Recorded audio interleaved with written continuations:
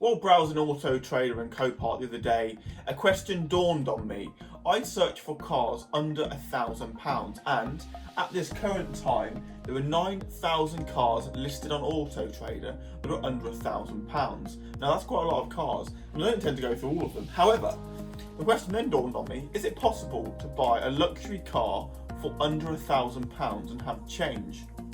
You can get some bargains on Auto Trader currently. Buy a Vauxhall Cavalier 1.6 2002 for £488 with a long MOT. However, that's not really a luxury car and that's not really what I want to have. There is some slight criteria to this search, however. It needs to have work. It needs to be work.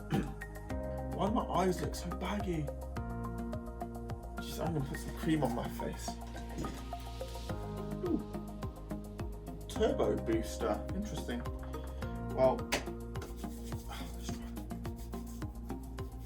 oh god, it burns my eyes. Ah! Massage onto clean skin, morning or evening. Avoid the eye contour area. Oh yeah, definitely avoid that area. There is some criteria to my search of a luxury car for under £1,000. It needs to be fully working. Yes, some of the electronics on the inside might not be. However, the engine needs to be in a working condition that I can drive it home without needing to get it towed. That's quite reasonable. So we have £1,000 and we have a very small criteria. I don't want a Heap, I don't want a Vauxhall, and I don't want a Fiat. So yeah, for me the luxury car list included the BMW 8 Series, the Mercedes S-Class, the Audi A8, and that was basically it. The VW do that long V10 petrol 5 litre, 6 litre W12 engine. I am not interested in that car in the slightest. I think it looks like you've given up on it. So firstly came the Audi A8. Now that all of them looked a little bit ropey. The bodywork was not in great condition, let's put it that way, and they all had super high mileage. Now I imagine they've all been taxis or commercial vehicles at some point, and therefore yes, they're very cheap, extremely cheap. You can definitely pick them up for about 700, 600 quid. The bodywork is awful. The engine's about 500,000 miles, and it's just, I don't really like it. It looks a bit boring. The next car was the Mercedes S-Class. Again, really high mileage. You can't really find a good one under £1,000. The bodywork, the arches all start to rust away. So then basically you have no car left. So they were kind of out of the question as well. And the BMW 8 Series, well, I just don't like it. I didn't even look at them. Hate them.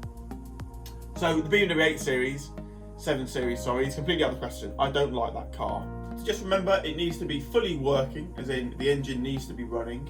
I need to be able to drive it, have an MOT that is relatively long. I don't want to put it in for an MOT next month. Yeah, really, that's it. It's not a large criteria. Now, I had £1,000 and now I have 70. So I have purchased myself a luxury car for under £1,000. Now, don't all leap at once.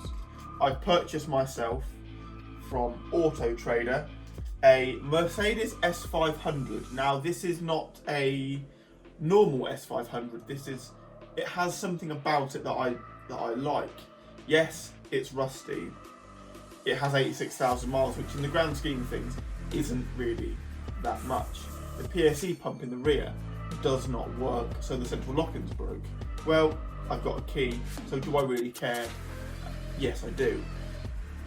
However, there is something on the back that I may or may not have done that is quite remarkable for an S-Class, and it doesn't really make it a quiet car. I've made it into a bit of a head turner, but you'll see that in another video. Let's go and have a look at the car now. I'll give you a quick run round of it, and you can tell me down below what you think. Have I spent under £1,000 well, or would you have chosen another car? Put that down below, but let's go and look at the car.